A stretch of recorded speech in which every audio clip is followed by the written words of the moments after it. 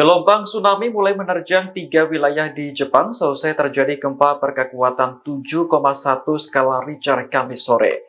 3 wilayah tersebut adalah prefektur Miyazaki, Kochi, dan Kagoshima.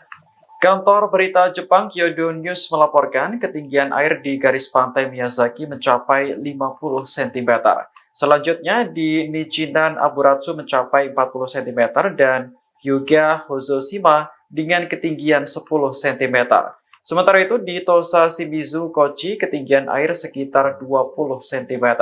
Tsunami juga menerjang wilayah Tanegashima Island Kumano di Kagoshima dengan ketinggian 10 cm. Badan Meteorologi Jepang sebelumnya telah mengeluarkan peringatan tsunami sesaat setelah terjadi gempa. Meski potensi tsunami yang datang tergolong kecil, warga tetap diminta menjauhi area pantai. Saat ini pemerintah telah mencabut semua peringatan tsunami akibat gempa 7,1 skala Richter. Download Tribun X sekarang, menghadirkan lokal menjadi Indonesia.